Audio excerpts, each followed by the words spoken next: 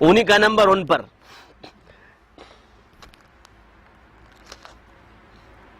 سمجھے؟ باقی 3 نمبر میں بھول گیا، تم کیسٹ میں سن لینا، مگر 3 نمبر تمہیں میں نے بیان کر دیے. 6 نمبر میں مولوی بن جاؤ گے.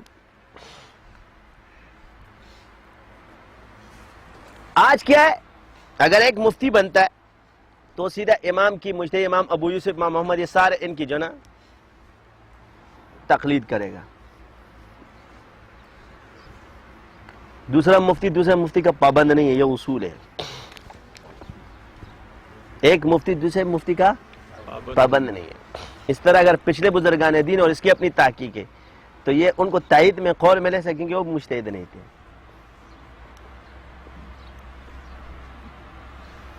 مگر یہ اپنی تحقیق کرے گا، یہ اندھی تقلید نہیں کرے گا. یہ اندھی تقلید عوام کے لیے. کس کے لیے؟ یہ صحیح صوفی کے لیے بھی نہیں اور صحیح مفتی کے لیے بھی نہیں.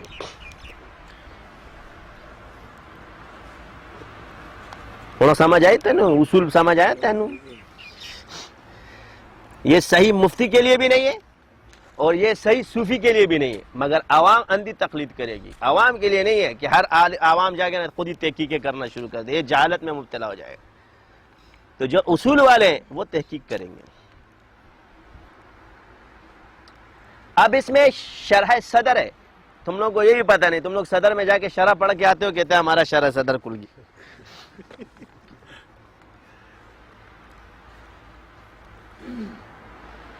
جا کے کسی سے بھی جا کے پوچھ لو شرح صدر ہوتا کیا ہے، ذکر تو ہے نا. تو شرح صدر علم وہبی کو کہتے ہیں، یہ انبیاء کو حاصل تھا. الم نشرح لک صدرک رب اشرح لی صدری ویسر لی امری واحلل عقدۃ. اس کے لیے انہوں نے فکر و ذکر کیے، تم نے کیے؟ اس کے بعد کتاب آئی ہے.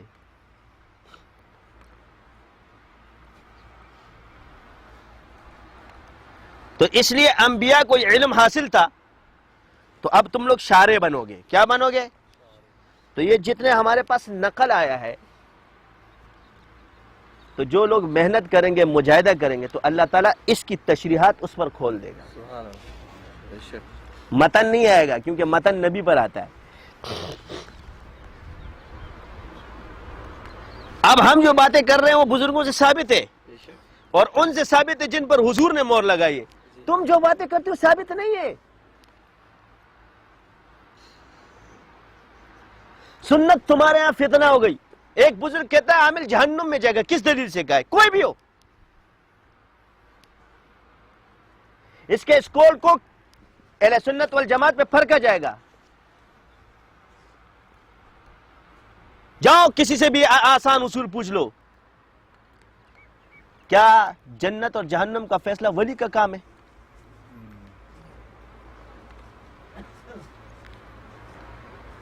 عالم کا کام ہے؟ یا جنتی اور جہنمی کی بشارت دینا نبیوں کا کام ہے؟ حاجی عثمان صاحب نے بشارت دی، تم لوگوں نے فتویٰ لگا دیا ہے، اور تم یہ جو ایک دوسرے کو جہنمی اور وہ کرتے، یہ کیا ہے؟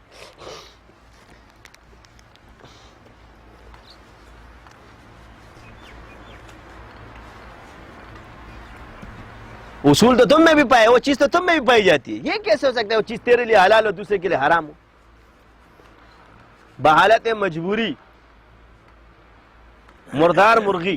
اور اگر اس اصول کو دیکھا جائے تو تمہیں کوئی کشف بھی نہیں ہوا ہے، اور وہ کشف تیرے لیے حجت ہو جائے گا. تو کسی کو کافر کہتے وقت یہ یاد رکھو کہ آپ علیہ السلام نے فرمایا کسی نے کسی کو کافر کہا تو یہ کفر ایک کی طرف لوٹے گا. کوئی بھی ہو، ممبر پہ زندیق بولے، کافر بولے، مرتد بولے، یہ ثابت نہیں کر سکے گا یہ ہو جائے گا.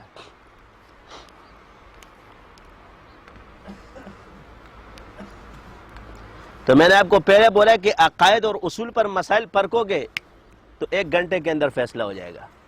اور اگر فیصلے کو شخصیات پہ پرکھو گے تو نہیں. اس سے یہ نہیں کہ میں تم لوگوں کو بولتا ہوں کہ گمراہ ہے. بات یہ کہ احتیاط کا راستہ اختیار کیا ہے الحمدللہ. محتاط طریقہ یہی ہے کہ ائمہ کی تقلید کرو، مگر مقلد کی تقلید نہیں کی جا سکتی. تو میرا بھی جواب یہ ہے کہ تم نے جدھر پڑھا وہ اصول کے سامنے تم میرے سامنے چپ کیوں ہو جاتا ہے؟ ایک بندے نے پی ایچ ڈی کیا ہے، کیا کیا ہے؟ اور ایک نے تقریباً 50 سال پڑھا ہے، اور ایک آدمی نے مدرسے میں ایک دن نہیں پڑھا اور وہ اصول میں ٹھکس کر کے تو پڑھا تو تم نے، اس کے پاس یہ علم کہاں سے آ گیا؟ جبکہ عقلاً یہ علم کسی کے پاس آ نہیں سکتا، تو سمجھ لو نا اللہ نے دیا ہے۔ دوسرے مدرسے میں پڑھتا ہے، براہ راست والے میں، جو راہ راست پر ہو۔ تو میں یہ نہیں کہتا کہ سب کو ملے گا، مگر سب پی تو لیں گے۔ ہر کوئی چشمہ تو نہیں بن سکتا، مگر سیراب تو ہو سکتے نا۔ تو کہتے ہیں جی کہ سب کو علم وہ بھی ملے گا، تو اس طرح تو پھر سب مدرسے میں جتنے بچے پڑھتے سب عالم بن جاتے ہو، تم لوگ سند بھی دے دیتے ہو فارغ آزا اسناد سیون، وہ سب یہ سارے مولوی کیسے بن گئے؟ اور اگر ان سے سوال کرو تو اگر یہی بات ہے تو ان کو بھی جواب نہیں آتا ہوگا، تو کیا وہ مولوی نہیں ہے؟ اور یہ میں ادھر کی نہیں بول رہا، تم مجھے بتاؤ یہ 4000 جتنے بھی فارغ ہوں گے کل یا پرسوں، ان میں علمی استعداد میں کمیاں ہیں یا سب ایک ہی لیول کے ہوتے ہیں؟ تو بس ادھر بھی ہے نا۔ بزرگان دین فرماتے ہیں ہم نے بیج بو دیا ہے، آگے جا کے صحیح ہو جائے گا، تو اس کا مطلب پھر یہ عمر کے حساب سے، یہ نہیں کہ میں نے جس کو ذکر دیا ہے تو یہ ذکر جب میں نے کیے تو مجھے اس کا نتیجہ 25 سال بعد ملا ہے، ان کو بھی مل جائے گا۔ اور یہ تھانی رحمۃ اللہ علیہ نے فرمایا کہ حاجی امداد اللہ مہاجر مکی رحمۃ اللہ کہ جاؤ بیٹا میرے پاس جو کچھ تھا میں نے تمہیں دے دیا۔ ظاہری علم میں تو صاف پتہ چلتا ہے، لیکن یہ بات نہیں کہ حضرت مجھے تو پتہ نہیں چلا، فرمایا جاؤ تھانہ بون کھولو پتہ چل جائے گا۔ حضرت نے لکھا ہے مجھے 30 سال بعد پتہ چلا کہ شیخ نے مجھے کیا دیا۔ کتنے سال بعد؟ یہ کون کہہ رہے ہیں؟ جن کو ہم مجدد مانتے ہیں۔ حضرت گنگوئی فرماتے ہیں مجھے 15 سال بعد پتہ چلا ہے۔ تو بات ہوتی ہے کسان کا اتنا ہی کام ہے بیج بونا مٹی۔ اب تمہاری مٹی کی خرابی ہے، جس کی مٹی زرخیز ہوگی تو جلدی اگ جائے گا، جس میں خرابی سیم و تور ہوگا اس کا خیال زیادہ رکھنا پڑے گا۔ تو زہر جو ہے نا یہ ماہر کے ہاتھ میں شفا ہے، اناڑی سارے، اس کا یہ مطلب نہیں تھا کہ پینا شروع کر دو سب۔ تو علماء اور فقہا، صوفیاء فقہا اور علماء فقہا، یہ علماء فقہا صوفیاء فقہا ہے، یعنی ولی فقی اور عالم فقی، یہ فرق ہے۔ قرآن سے یہ اصطلاح ہے الا ان اولیاء اللہ لا خوف علیہم، یعنی جو علم باطن رکھتے اور جو علم ظاہر رکھتے۔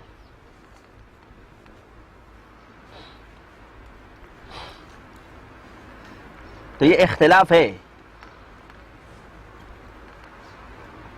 اگر وہ عالم طبیب ہے اور طب میں مہارت رکھتا ہے تو اس کے قول دلیل ہے، اور اگر اس میں نہیں ہے تو پھر طبیب کے قول کے بعد اس سے پوچھے گا کہ اس میں کیا کیا ہے، تو اس پر جواب دے گا۔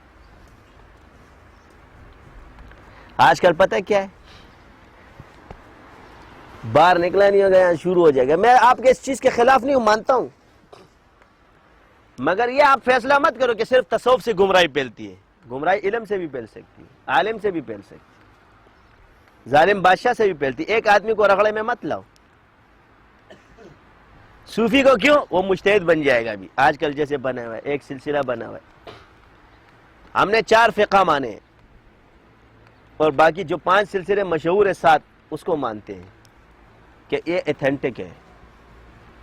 باقی یہ جو تم لوگوں نے اپنے اپنے بنایا، کسی سے جا کے پوچھو سلسلہ چشتیہ میں کتنے سبق ہوتے ہیں؟ ہاں ہمارے ہاں تو نہیں ہوتے، تمہارے ہاں نہیں ہوتے، ہم نے تمہارا نہیں پوچھا ہے، ہم نے سلسلہ چشتیہ کا پوچھا ہے۔ یہ امام تھے، کیا تھے؟ یہ خواجہ معین الدین چشتی، یہ امام تھے۔ کیا تھے؟ شیخ عبد القادر جیلانی، یہ امام تھے تصوف کے۔ شیخ ابو الحسن شاذلی، یہ امام تھے۔ مجدد الفسانی، یہ امام تھے۔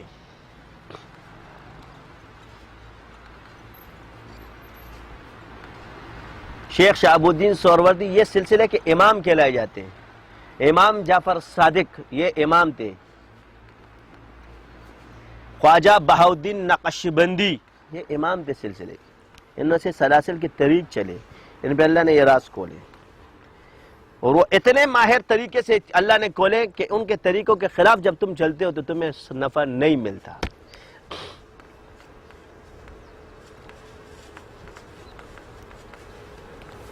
اب اس میں کیا ہے؟ اس کا جواب یہ کہ ہر چیز کو اس میں پرکھو، اصولوں میں، اپنے اصولوں سے اس کو مت پرکھو.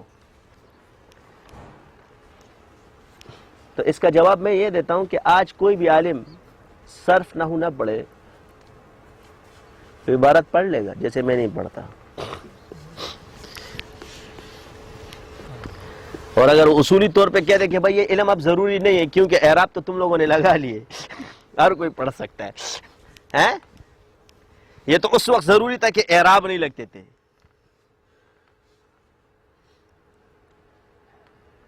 تو کیا پڑھانا چھوڑ دو گے؟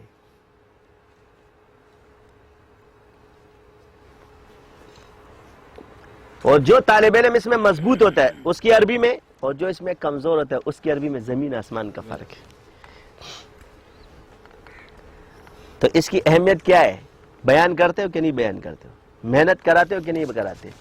18 گھنٹے اب تک کہ نفلی نماز پڑھنے بھی نہیں دیں گے، یہ پڑھو.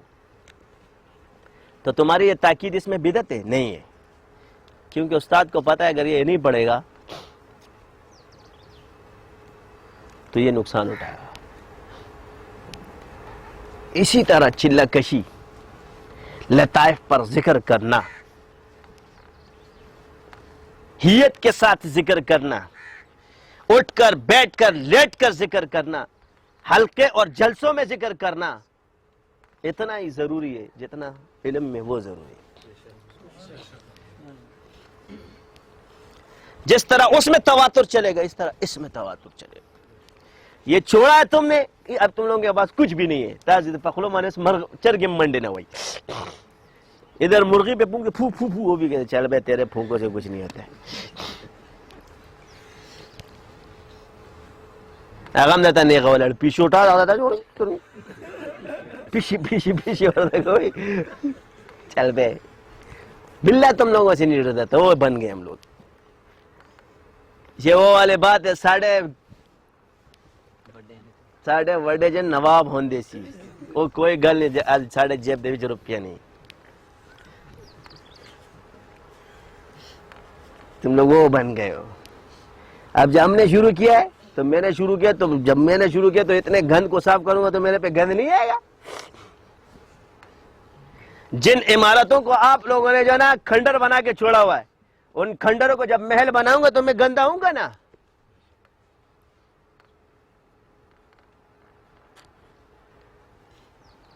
جب انسان جالے صاف کرتا ہے نا، وہ جتنا بھی اپنے آپ کو صاف کر دے وہ دھول مٹی اس پہ لگے گی.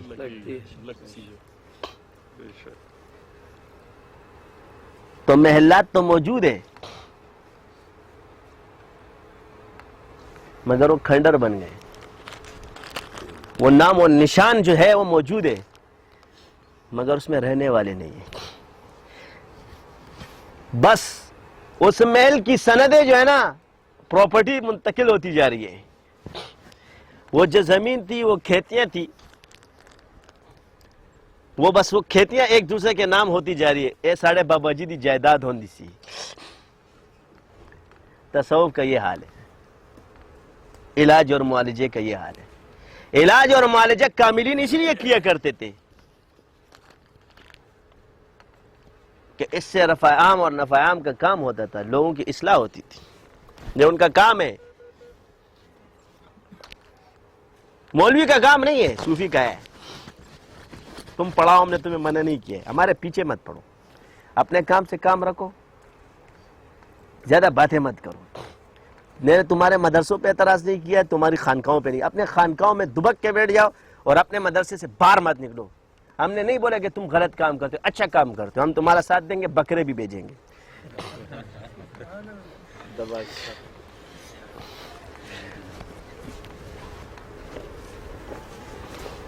کھاؤ پیو منہ جوڑاؤ، باتیں مت کرو. زیادہ باتیں کرنے کی ضرورت نہیں ہے. باتیں کرو گے چھوڑوں گا نہیں. میں نے پہلے بولا نہ اپنے دین کو چھوڑتا ہوں نہ کسی کے دین کو چھیڑتا ہوں، اور جو مجھے چھیڑتا ہے پھر گھر تک اس کا پیچھا نہیں چھوڑتا. پھر میں شہد کی مکھی تھی پڑھو مجھے پتہ نہیں چلی. ہم پہ اعتماد کرو، ہم پہ اعتماد کرو. کیوں کرے تیرے پہ اعتماد؟ یہ اعتماد ہی تو اصل ہے. 1400 سال بعد پیدا ہوئے تیرے پہ اعتماد کرو. ان پر اعتماد کیوں نہ کروں جن کی فضائل بھی قرآن اور حدیث سے ثابت ہے.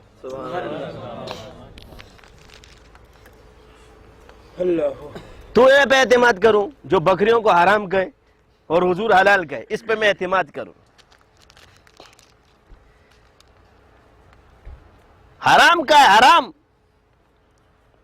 نبی جس چیز کو حلال کہے یہ اس کو حرام بولتا ہے۔ اس نے فقہ پڑھی ہے، حجت کس چیز کتنی ثابت ہے؟ اشارۃ النص بھی ثابت ہے۔ اگر آپ کہتے ہو یہ دنیا ذکر سے نہیں ملتی ہے، ربنا آتنا فی الدنیا حسنہ وفی الآخرۃ حسنہ، اتنی آیات پیش کر دوں گا قرآن کے جس میں اللہ تعالیٰ نے بیان، میں تمہیں دنیا دوں گا، زمین دوں گا، مکان دوں گا، ذکر کی برکت سے۔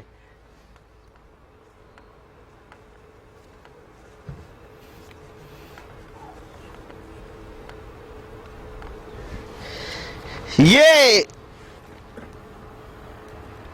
آپ کہتے کہ جی اس کے لیے حرام ہے، تو یہ جو یونس علیہ السلام مانگ رہے تھے مچھلی کے پیٹ میں، وہ دنیا میں آنے کے لیے مانگ رہے تھے یا جنت میں جانے کے لیے مانگ رہے تھے؟ اس مچھلی کے پیٹ سے مجھے نجات دے، تو قید میں تھے نا، قید سے رہائی مانگ رہے تھے نا، یا دنیا سے رہائی مانگ رہے تھے؟ تو یہ نبی نے اس کے لیے ذکر کیا، تمہارے نزدیک وہ بھی ناجائز ہو گیا۔ میں تمہیں کہہ رہا ہوں تم لوگ خود نعوذ باللہ وہ بن چکے ہو۔ تغفر، یہ اگر اس باتوں پہ میں جاؤں نا تو تم اس دلیل، اگر اس کی برا رخ دیکھو گے تو یہ دیکھو نبی سے ایک چیز ثابت ہے، تم اس کو ناجائز کہتے ہو، یہ کفر نہیں ہے؟ یہ بھی چھوڑو۔ حضرت زکریا علیہ السلام نے جب حضرت مریم سے پوچھا تو کیا کہا؟ انہوں نے اولاد کے لیے کون سی دعا کی؟ کیا ان کو پتا تھا کہ اللہ تعالیٰ جو ہے نا اس کو نبی دے گا؟ کون سی دعا ہے؟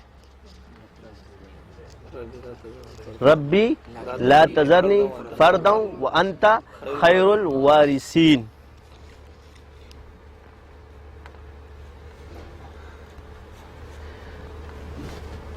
اور بولو میرے پیچھے، بتاتا ہوں اب تم لوگوں کو، فضائل ذکر پورا بھرا پڑا ہوا ہے۔ حج کے ساتھ ذکر کا ہے، نماز کے ساتھ ذکر ہے۔ جب تم کہتے ہیں سب ذکر ہے تو اللہ نماز کے ساتھ الگ ذکر کیوں بیان فرما رہے؟ اور یہ بھی کہتے ہیں کہ صبح شام ذکر کرو اور کثرت ذکر بھی کرو۔ جب صبح شام کہو گے تو یہ کثرت کیا ہو گیا؟